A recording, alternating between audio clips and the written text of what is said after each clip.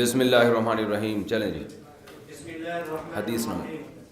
باب وبه قال حدثنا مسدد قال حدثنا يحيى قال حدثنا پہلے حدیث نمبر پڑھا کرو.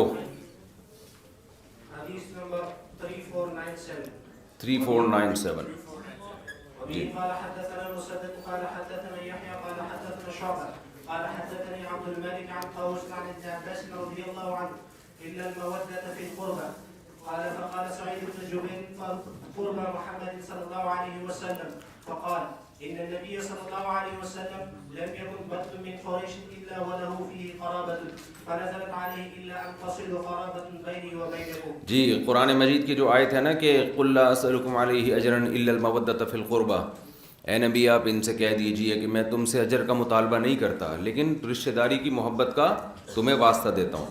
تو اس کی تفسیر میں امام بخاری حدیث لے کر آئے ہیں کہ سعید بن جبیر جو عبداللہ بن مسعود کے مشہور شاگرد ہیں، وہ کہتے ہیں کہ اس سے مراد ہے رسول اللہ صلی اللہ علیہ وسلم کے رشتہ دار، اور فرمایا کہ نبی صلی اللہ علیہ وسلم کوئی قریش کا قبیلہ ایسا نہیں تھا جس میں نبی صلی اللہ علیہ وسلم کی رشتہ داری نہ ہو. تو اسی وجہ سے قرآن کی آیت نازل ہوئی الا ان تصلوا قرابۃ بینی و بینکم، یعنی اس کی تفسیر بیان کر رہے ہیں کہ میرے اور تمہارے درمیان جو قرابت ہے اس کا خیال کرو. یعنی آپ صلی اللہ علیہ وسلم نے جب دعوت دی نا تو وہ لوگ بہت مخالفت کر رہے تھے نا، تو کہتے ہیں نا کہ بھائی رشتہ داری کا خیال کرو، تو آپ نے فرمایا کہ اس رشتہ داری کا خیال کرو، تم میری دعوت کو سنو. جزاک اللہ. چلیں. حدیث نمبر 3498. تھری بڑا ٹائٹ پڑھتے ہو. 3 وبه قال حدثنا علي بن عبد الله قال حدثنا سفيان عن اسماعيل عن قيس عن ابي مسعود يبلغ به النبي صلى الله عليه وسلم قال من ها هنا جاءت الفتن نحو المشرق والجفاء وغلظ القلوب في الفدادين اهل الوبر عند وصول اذناب الابل والبقر في ربيعه ومضر. جی حدیث نمبر 3499. ایک منٹ، اس کا ترجمہ تو ہو جائے نا. نبی صلی اللہ علیہ وسلم نے فرمایا کہ فتنے یہاں ہیں مشرق کی طرف. یہ اور بھی متعدد سند سے یہ حدیث ہے کہ نبی صلی اللہ علیہ وسلم نے مشرق کی طرف اشارہ کیا. تو مدینہ کا جو مشرق ہے نا، سارے فتنے وہیں سے آئے ہیں. خوارج کا فتنہ بھی وہیں سے پیدا ہوا، فتنہ دجال بھی وہیں سے نکلے گا، اور جو مسیلمہ کذاب کا فتنہ تھا، یعنی مشرق کی طرف جو ممالک ہیں ان سے فتنے نکلیں گے. تو وہ سارے فتنے جتنے بھی تاریخ میں ہوئے ہیں اسی طرف سے ہوئے ہیں، بڑے بڑے فتنے جو ہوئے ہیں نا. چلیں. اور آپ نے فرمایا کہ والجفاء وغلظ القلوب فی الفدائین اہل الوبر. یہ جو گائے کے دم پکڑ کے چلنے والے لوگ تھے نا، ان لوگوں میں فتنے ہیں. جو دیہاتی لوگ تھے نا، یہ جو دیہاتی لوگوں کے دل سخت ہوتے ہیں نا، تو آگے اس کی تفسیر آ رہی ہے فی ربیعۃ و مضر، ربیعہ اور مضر میں. تو ربیعہ اور مضر بھی بنی اسماعیل میں صحیح ہیں، اسماعیل علیہ السلام کی اولاد میں صحیح ہیں، لیکن ان میں فتنوں کا یعنی ان کی میجورٹی ان کی طرف سے زیادہ فتنے ہوئے. ارتداد بھی انہی میں پھیلے زیادہ، جو مسلمہ کذاب کے وقت ارتداد ہوا تھا، اور نبی صلی اللہ علیہ وسلم کے دنیا سے جانے کے بعد جو ارتداد ہوا ہے. چلیں. حدیث نمبر 3499. وبه قال حدثنا ابو اليمان قال اخبرنا شعيب عن الزهري قال اخبرني ابو سلمة بن عبد الرحمن ان ابا هريرة قال سمعت رسول الله صلى الله عليه وسلم يقول الفخر والخيلاء في الفدادين اهل الوبر والسكينة في اهل الغنم والايمان يمان والحكمة يمانية. قال ابو عبد الله سميت اليمن لانها عن يمين الكعبة والشام لانها عن يسار الكعبة والمشأمة والميسرة واليد اليسرى الشؤمة والجانب الأيسر الأشأم. جی حضرت ابو ہریرہ رضی اللہ عنہ سے روایت ہے، رسول اللہ صلی اللہ علیہ وسلم نے فرمایا فخر اور تکبر ہے اہل وبر میں. جو بڑے جانور نہیں ہوتے، وبر اونٹ کے اس کو کہتے ہیں بالوں کو، تو گائے اور اونٹ پالنے والوں میں تکبر ہے. والسکینۃ فی اہل الغنم، اور بکریاں پالنے والوں میں تواضع ہے، سکینت ہے. والایمان یمان، یمان اصل میں تھا یمنیون، یمن والے، تو دو یا میں سے ایک یا کو حذف کر کے اس کے بدلے میں الف لے کر آئے تو بن گیا یمانی. تو پھر قاضی کی طرح یا کو حذف کیا، قاضن میں جیسے حذف ہوتی ہے نا، تو اصل لفظ ہے یمانی. اور جب اس میں مؤنث ہوگا تو یمانیہ، اس کو لوگ یمانیہ پڑھتے ہیں، وہ غلط ہے، کیونکہ یمانی سے جب آخر میں تا آئے گا نا تو وہ یا واپس لوٹ آئے گی، تو یمانیہ. تو یمان، آپ نے فرمایا ایمان یمان میں ہے، اور حکمت وہ بھی یمن والوں میں ہے. جی قال ابو عبداللہ سمیعت الیمن سمیت الیمن لانہا عن یمین الکعبہ، کعبہ کے دائیں طرف ہے نا یمن، اس لیے اس کو یمین میں ہے تو اس لیے اس کو یمن کہا گیا ہے. اور شام کعبے کے بائیں طرف ہے تو شؤوم سے ہے. یہ شؤوم ویسے تو نحوست کو کہتے ہیں نا، تو بائیں طرف مشعمہ ہے نا، مشعمہ، تو اس لیے اس کو اس سے شام کو جو ہے نا یہ نام دیا گیا ہے شؤوم سے، شؤوم. چلیں باب مناقب قریش، حدیث نمبر 3500. وبه قال حدثنا ابو اليمان قال اخبرنا شعيب عن الزهري قال كان محمد بن جبير بن مطعم يحدث انه بلغ معاويه وهو عنده في وفد من قريش ان عبد الله بن عمرو بن العاص يحدث انه سيكون ملك من قطحان فغضب معاويه. قطحان نہیں بھائی، قحطان فغضب معاويه فقال فاثنى على الله بما هو اهله ثم قال اما بعد فانه بلغني ان رجالا منكم يتحدثون احاديثا ليست في كتاب الله ولا تؤثر عن رسول الله صلى الله عليه وسلم فاولئك جهالكم فاياكم والاماني التي تضل اهلها فاني سمعت رسول الله صلى الله عليه وسلم يقول ان هذا الامر في قريش لا يعاديهم احد الا كبه الله على وجهه ما اقاموا الدين. جی ہاں، محمد ابن جبیر ابن مطعم بیان کرتے ہیں کہ حضرت معاویہ رضی اللہ تعالی عنہ کے پاس وہ موجود تھے قریش کے ایک وفد میں. تو عبداللہ ابن عامر ابن العاص رضی اللہ عنہ نے ان کو بیان کیا کہ عنقریب قحطان میں ایک بادشاہ پیدا ہوگا، قحطان قبیلے میں. اب یہ جو قحطان ہے یہ یمن کی نسل جس سے چلی ہے نا، اس کو ابو الیمن کہا جاتا ہے اس کو. جو یمن میں جو بھی ان کا جد امجد ہے وہ ہے تھا قحطان، تو آگے اسی کا قبیلہ قحطان کی نسل کہلاتا ہے. تو انہوں نے فرمایا کہ قحطان میں عنقریب بادشاہ ہوگا. تو حضرت معاویہ رضی اللہ تعالیٰ عنہ غصے سے کھڑے ہو گئے اور فرمایا کہ پہلے اللہ کی حمد و ثنا کی، اس کے بعد فرمایا مجھے یہ بات پہنچی ہے کہ تم میں سے بعض لوگ ایسی حدیثیں بیان کرتے ہیں جو اللہ کی کتاب میں بھی نہیں ہے اور نبی صلی اللہ علیہ وسلم سے منقول بھی نہیں ہے. حضرت معاویہ کو اس پہ غصہ آیا کہ انہوں نے یہ بات جو بیان کی ہے نبی کی طرف نسبت کر کے، یہ بات ٹھیک نہیں ہے، کیونکہ انہوں نے نبی سے اس کے خلاف سنا ہے. تو وہ کیا خلاف سنا ہے؟ فرمایا فَإِنَّهُ بَلَغَنِي أَنَّ رِجَالًا مِّنكُمْ يَتَحَدَّثُونَ أَحَادِيث، لوگ یہ بیان کرتے ہاں فَأُولَٰئِكَ جُهَّالُكُمْ، یہ تم میں کم علم لوگ ہیں. فَإِيَّاكُمْ وَالْأَمَانِيَّ الَّتِي تُضِلُّ أَهْلَهَا، وہ امیدیں، ان امیدوں سے اپنے آپ کو بچاؤ جو امید والوں کو جو امیدیں ہلاک کر دیں. فإني سمعت رسول الله صلى الله عليه وسلم يقول إن هذا الأمر في قريش لا يعاديهم أحد إلا كبه الله على وجهه. یہ جو معاملہ ہے نا خلافت کا، یہ قریش کے پاس ہے، اور جو بھی ان سے اس معاملے میں دشمنی کرے گا اللہ اس کو رسوا کر دے گا. ما اقاموا الدین، جب تک کہ وہ دین کو قائم رکھیں. تو اصل میں بات یہ ہے کہ جس نے بھی حضرت معاویہ کے سامنے یہ حدیث پیش کی، پوری حدیث پیش نہیں کی، تو ایسا نہیں تھا کہ اسی دور میں ہوگا، بلکہ آگے حدیث آ رہی ہے کہ قحطان میں ایک شخص پیدا ہوگا جس کے ہاتھ میں رعایا ہوگی، کنٹرول ہوگا. تو یہ حضرت مہدی کے بعد ہوگا، یہ یمن میں، یعنی یہ قرب قیامت میں اور علامات قیامت میں ہے. تو یہ اس دور کی بات نہیں ہے، بلکہ یہ بعد میں قرب قیامت میں ایک شخص پیدا ہوگا جو شام میں ہوگا، اور قحطان قبیلے سے اس کا تعلق ہوگا. آگے حدیث میں آ رہا ہے، وہیں پھر اس حدیث کی تشریح کرتے ہیں. چلیں حدیث نمبر 3501. وبه قال حدثنا ابو الوليد قال حدثنا عاصم بن محمد. حضرت معاویہ کو غصہ، غضب شاید اس وجہ سے آیا کہ خلافت میں یا حکومت میں وہ دراڑ پیدا کرنے کے لیے بھی اس طرح کی باتیں ہوتی ہیں نا، کیونکہ حضرت معاویہ نے بھی سنا نبی سے، اور بھی اس بارے میں آپ نے حدیثیں ہیں کہ خلیفہ قریشی سے ہوگا. تو یہ بہت ساری احادیث اس بارے میں. تو ان کو یہ تھا کہ یہ بات تو مسلمان مان چکے ہیں کہ خلافت کس میں ہوگی، وہ قریش ہی اس معاملے کے اہل رہیں گے. تو ہم نے یہ جو اتنا نبی صلی اللہ علیہ وسلم سے تواتر سے ایک بات سنی ہے، تو یہ اس کے خلاف کیسے حدیث پیش کر رہے ہیں؟ چلیں. قال سمعت أبي عن ابن عمر عن النبي صلى الله عليه وسلم قال لا يزال هذا الأمر في قريش ما بقي منهم اثنان. ہاں، نبی صلی اللہ علیہ وسلم نے فرمایا، ابے تم ایک حدیث چھوڑ چکے ہو.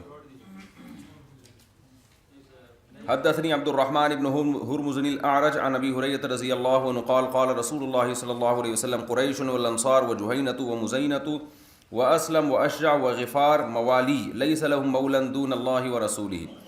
آپ صلی اللہ علیہ وسلم نے ان تمام قبیلوں کا نام لیا. قریش، انصار، جوہینہ، مزینہ، اسلم، اشجع، غفار، یہ سب میرے مولا ہیں، میرے دوست ہیں، اور ان کا اللہ اور کے رسول کے سوا کوئی بھی دوست نہیں ہے. تو یہ ان قبیلوں کی تعریف ہے.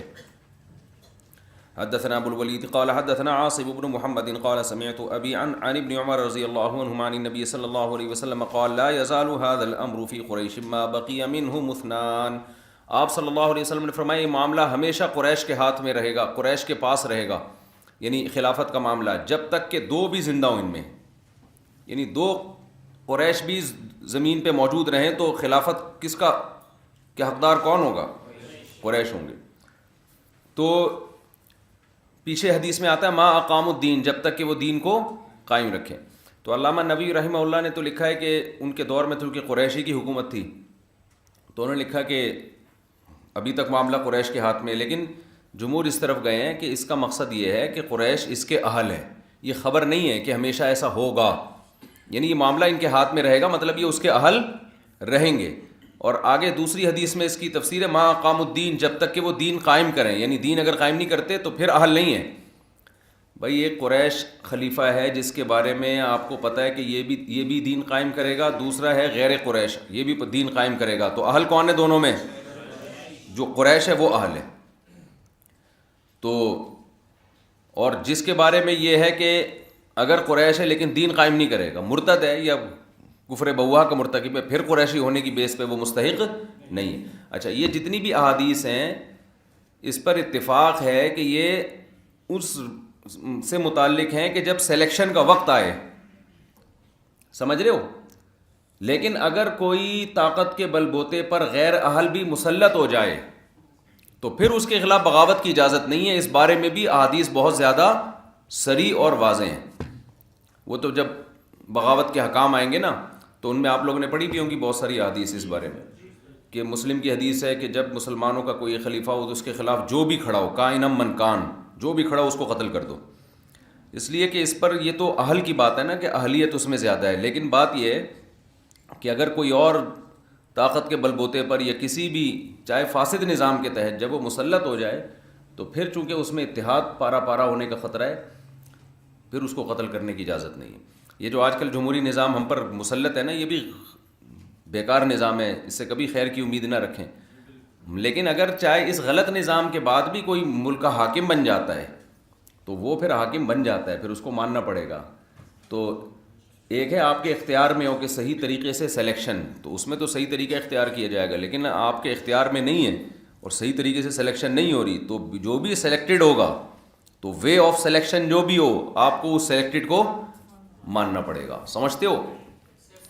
یہ جو خلافت عثمانیہ تھی یہ تو خلافت تھی نا، سب علماء کا اتفاق تھا خلافت تھی، یہ تو اجمیوں کی تھی، عربوں کی تھوڑی تھی. پھر جو بغداد کی خلافت تھی، جو بنو عباس کی خلافت تھی، اس میں اگرچہ قریش کی خلافت تھی لیکن زمین کا بہت بڑا حصہ وہ قریش کے ہاتھ میں نہیں تھا، وہ بہت بڑا حصہ اجمیوں کے ہاتھ میں تھا، تو اس کو بھی مانا گیا ہے. سمجھتے ہو کہ نہیں سمجھتے ہو؟ اچھا، آج کل یہ نعرے بہت لگ رہے ہیں کہ خلیفہ ایک ہی ہونا ہے، خلافت تو ایک ہی ہو. تو ایک خلافت اب تک مسلمانوں میں سوائے خلفائے راشدین کے اور حضرت معاویہ رضی اللہ تعالیٰ عنہ پر جو اتفاق ہو گیا تھا، اس کے بعد چند دن بنو امیہ کی، اس کے بعد سے آپ تک ایک خلیفہ مسلمانوں کا نہیں رہا ہے. تو جو کام 1200-1300 سال میں نہیں ہوا، آپ اس کام کے پیچھے اب اپنی صلاحیتیں کیوں ضائع کر رہے ہو؟ سمجھ میں آ رہی ہے بات؟ اور ہم نے جب اس پہ مطالعہ کرنا شروع کیا نا، اسٹڈی کرنا شروع کی، تو ہمیں یہ پتہ چلا کہ اس وقت سے علماء لکھ رہے ہیں کہ اگر مسلمانوں کی حکومتیں دنیا میں پھیل جائیں تو پھر کوئی حرج نہیں ہے کہ ادھر کا خلیفہ الگ ہو ادھر کا خلیفہ الگ ہو، اس میں کوئی حرج نہیں ہے. اس لیے کہ اس ایک خلیفہ کے لیے اتنے بڑے علاقے کو کنٹرول کرنا بھی ممکن نہیں ہے. سمجھتے ہو؟ تو اگر اس میں جیسے ہندوستان میں تو ہمیشہ ایک الگ بادشاہت رہی ہے، یہ خلافت عثمانیہ کے تحت تھوڑی تھی ہندوستان. تو مغلیہ جو دور حکومت رہا ہے نا بھائی، عالمگیر بادشاہ نے تو اسلام قائم کیا تھا نا، فتاوی عالمگیریہ اسی دور میں مرتب ہوئی ہے. تو ہندوستان کا جو آئین تھا، جو قانون تھا مسلمانوں کے دور حکومت میں، وہ تو اسلام تھا. ہاں بادشاہ کبھی صحیح آئے کبھی غلط آئے، کبھی امپلیمنٹ ہوا کبھی نہیں ہوا، وہ دونوں سیٹ اپ چلتے رہے. لیکن کہیں بھی ایسا نہیں ہے کہ اس کے خلاف بغاوت کو، کہ بھئی یہ خلافت عثمانیہ کے تحت چونکہ نہیں ہے لہذا اس کے خلاف بغاوت کر کے خلافت کا حصہ بناتے ہیں. ایسا نہیں ہوا کیونکہ اتنا بڑا علاقہ تھا. ہاں یہ ضرور ہے کہ وہ جمعے کے خطبے میں خلیفہ کا نام لیا کرتے تھے لیکن کنٹرول ان کا اپنا تھا. تو جب تباعد اماکن ہو، یعنی سلطنت بہت زیادہ وسیع ہو جائے اور حکومت کے لیے مختلف علاقوں پہ کنٹرول کرنا ممکن نہ ہو، تو اس میں کوئی حرج نہیں ہے کہ اندلس کی الگ خلافت ہو اور جو ہے ادھر بنو عباس کی الگ خلافت ہو. اس میں کوئی حرج نہیں ہے. تو اس کو خام خواہ میں ایک ہی پہ جمع کرنے کے لیے تلوار اٹھانے کا حکم دینا کہ لوگوں میں خون خرابہ ہو اور اس کا رزلٹ یہ نکلے کہ بجائے 2 خلافتیں ختم ہو کے ایک ہو جائیں بلکہ وہ جو 2 تھیں وہ 25 میں تقسیم ہو جائیں. نہیں یاری بات میرے خیال ہے. تو یہ جو آج کل خلافت کی تحریکیں چل رہی ہیں نا، اس سے جو اب چھوٹے چھوٹے خلیفے مارکیٹ میں چل رہے ہیں نا اس وقت، چھوٹی چھوٹی ریاستیں جو اسلامی ہیں، یہ ایک ہونے کے بجائے کیا ہو جائیں گی، یہ 20 حصوں میں ڈیوائڈ ہو جائیں گی. بالکل وہی کام جو ہمارے اہل حدیث بھائی کر رہے ہیں کہ 4 فقہ تھے، حنفی مالکی شافعی حنبلی، تو ان کو ختم کرو قرآن حدیث کے نام پہ. تو وہ ختم کرنے کے بجائے ایک 5واں بھی آ گیا، پھر ان 5 کے 6 حصے ہو گئے. خود اہل حدیث کے اب پتہ نہیں کتنے حصے بن چکے ہیں، ان کی کتنے فرقے بن چکے ہیں، فرقے ادھر فرقیاں. تو یہ وہی بات ہے. مولانا وہ ایک بڑا زبردست کسی کا کلپ دیکھ رہا تھا میں، جس میں انہوں نے کہا کہ ایک آدمی کے بارے میں کسی نے کہا کہ تم جو ہے نا وہ گالیاں بہت دیتے ہو. تو اس نے کہا کس الو کے پٹھے نے کہا میں گالیاں دیتا ہوں. اور پھر جو گالیاں دینا شروع کی ہیں، جس نے میرے بارے میں کہا کہ میں گالیاں دیتا ہوں وہ یوں ہے وہ یوں ہے، وہ اس کی ایک ایسی کی تیسی کر دی نا. تو یہاں بھی یہی ہے کہ لیبل یہ لگایا جاتا ہے کہ ہم فرقوں کو ختم کر رہے ہیں، لیکن جس طرح سے ختم کرنے کی کوشش شروع ہوتی ہے نا، اس سے فرقے مزید بننا. تو اسی طرح خلافت کے نام پہ اتحاد کی کوشش کی جاتی ہے، مگر اس سے اسلامی مملکتوں کی جو رہی صحیح طاقت ہے وہ بھی پارا پارا ہو جاتی ہے. ٹوٹ ٹوٹ کے نا کوئی صوبے الگ ہو کے ملک الگ ہو جائیں گے. اس لیے تمیز سے جو جو چیزیں 2 ٹکڑے چند چیتھڑے آپ کے پاس باقی رہ گئے ہیں ان کو چائے میں ڈبو ڈبو کے، بھائی لنگر تقسیم ہو رہا تھا نا، تو جو جس کے پاس حصہ آ گیا اب اس کو بجائے اس کے کہ سب ایک دسترخوان پہ بیٹھ کے کھانا کھائیں، وہ نہیں ہو سکتا. تو جتنے جو چیتھڑا جس کے پاس آیا، جو پاپے کا ٹکڑا آیا، چائے میں ڈبو کے کھاؤ، پتلی گلی سے نکلو. چلو چلو بھائی چلیے.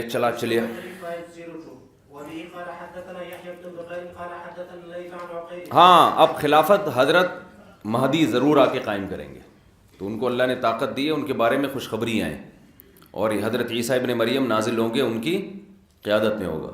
تو فی الحال وہی طریقہ بہتر ہے. اچھا یہ جب ہم بات کرتے ہیں تو لوگ کہتے ہیں اس کا مطلب ہم آرام سے ہاتھ رکھ کے بیٹھے رہیں، ہم کچھ نہ کریں، بس تزکیہ اور خانقاہوں میں لگے رہیں.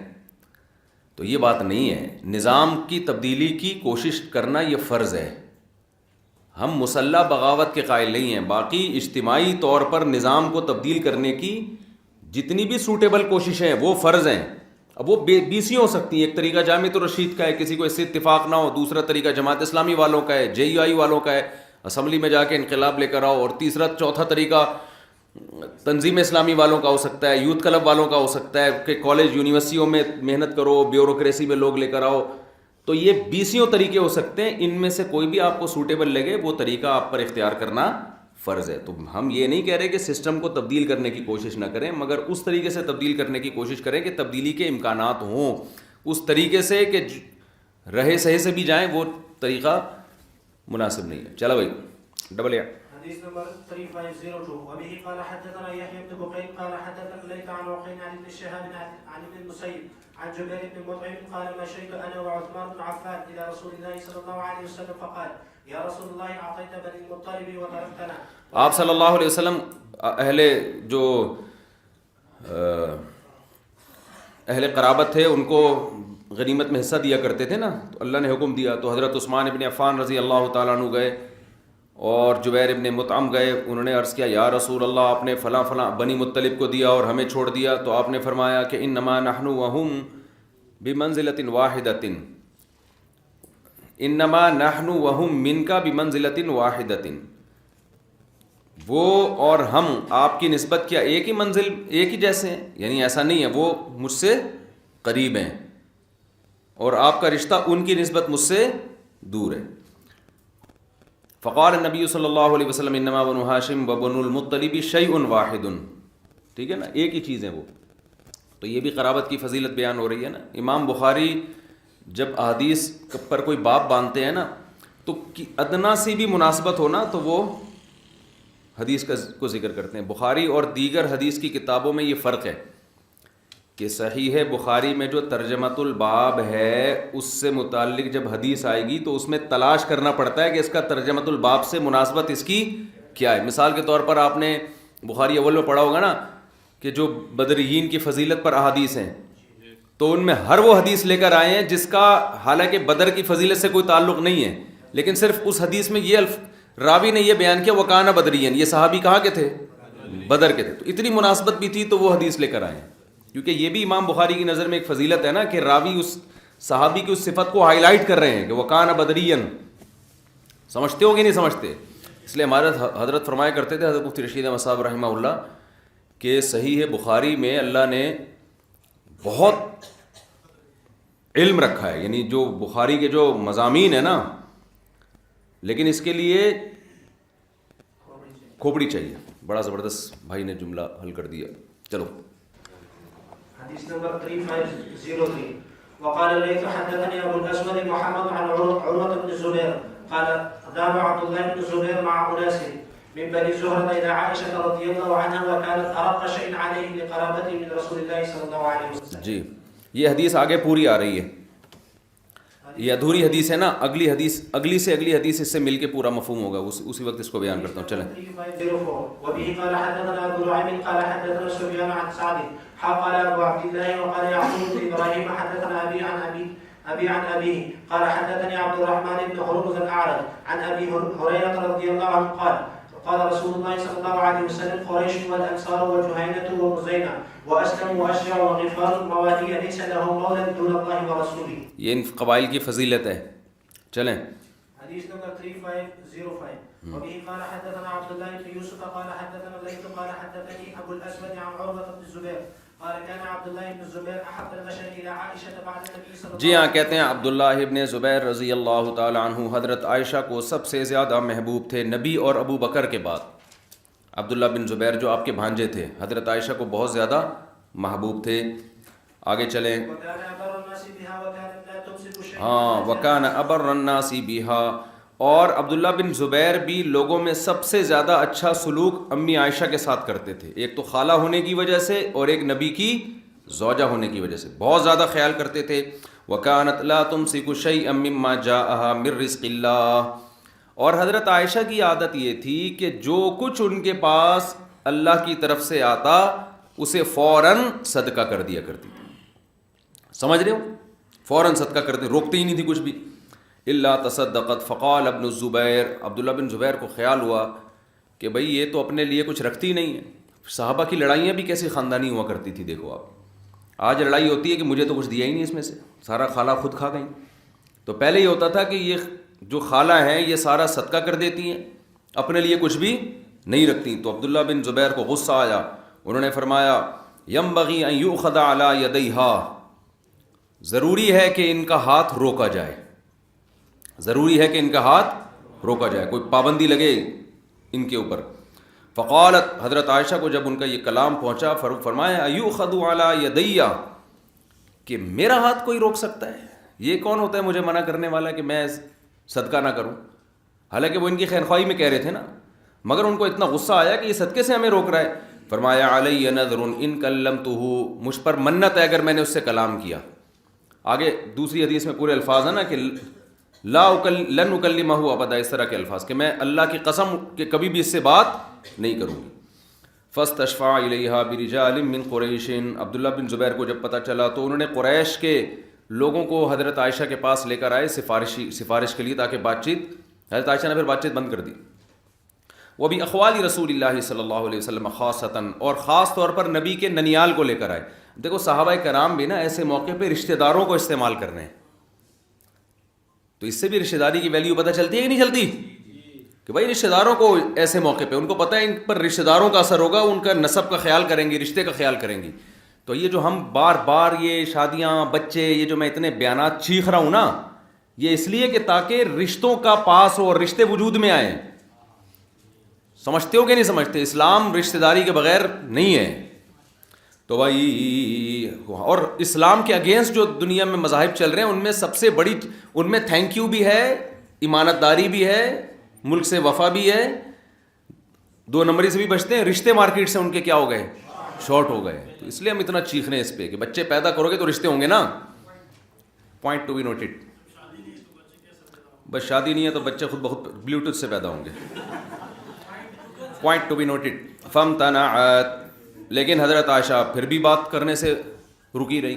فقال له الزہریون, بنو زہرہ کے لوگوں نے کہا, اخوال النبی صلی اللہ علیہ وسلم منہ عبد الرحمن ابن الاسود ابن عبد یغوث والمسور ابن مخرمہ. تو انہوں نے کہا کہ نبی صلی اللہ علیہ وسلم کے جو ننیال ہیں نا, جن میں عبد الرحمن ابن اسود ابن یغوث اور مسور ابن مخرمہ ہیں, اذا استأذنا فاقتحم الحجاب.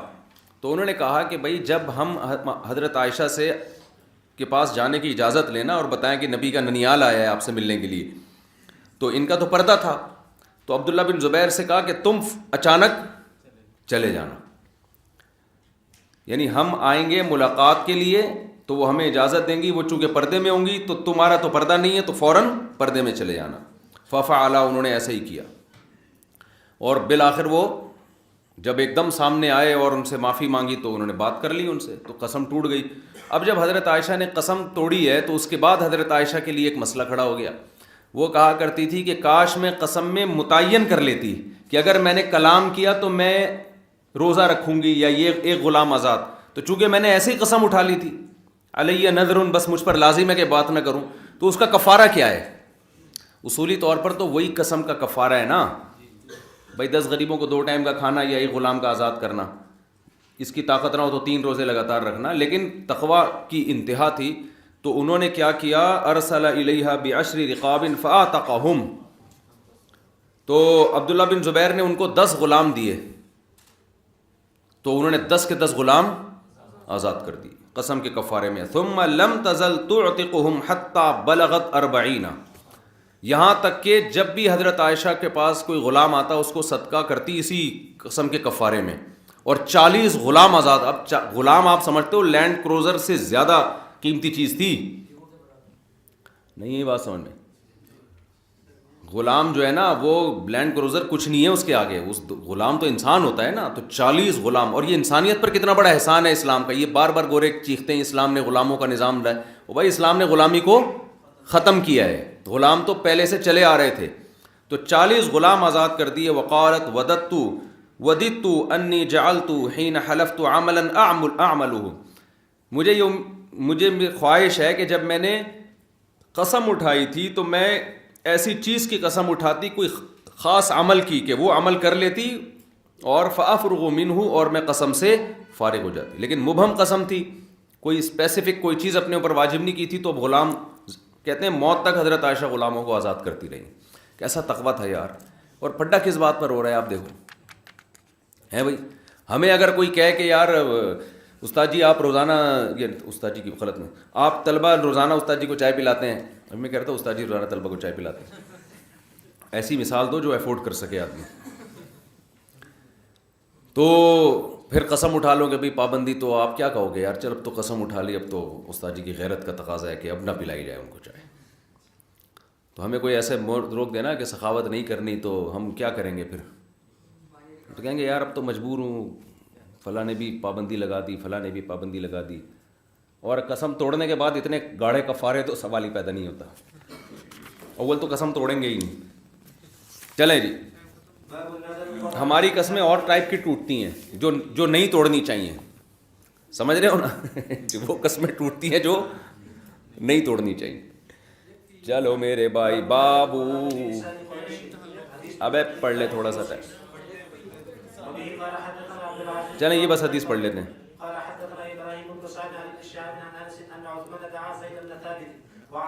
ابن شہاب زہری آپ کو پتہ ہے نا, یہ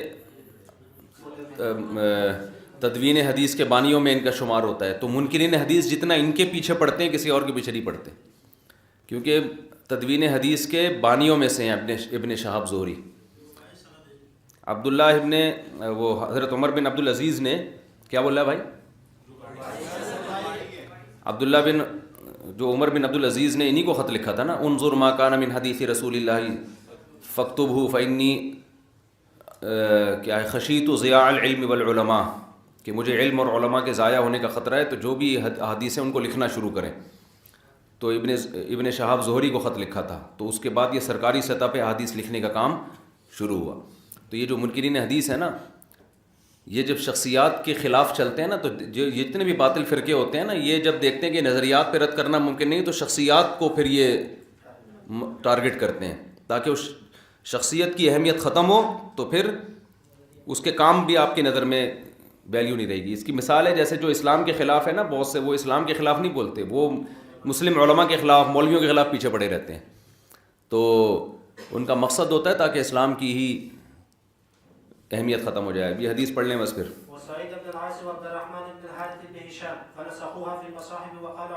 فنسخوها یہ حدیث کا ایک حصہ ہے. فنسخوها کا مطلب ہے کہ حضرت حفصہ کے پاس جو نسخہ تھا اس میں جو قرآن کی آیات تھیں وہ انہوں نے مصحف عثمانی میں لکھی.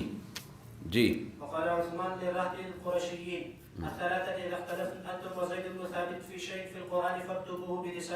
حضرت عثمان نے قریشی جو 3 قریش کے اصحاب تھے نا، ان سے کہا کہ جب تم میں اور زید ابن ثابت میں کوئی اختلاف ہو جائے قرآن کے لکھنے کے بارے میں، لکھنے کا مطلب اختلاف یہ ہے کہ بھئی اہل قریش کی لغت میں اس طرح سے لکھا جاتا ہے اور جو دوسرے قبیلے ہیں ان کی لغت میں کسی اور طرح سے لکھا جاتا ہے.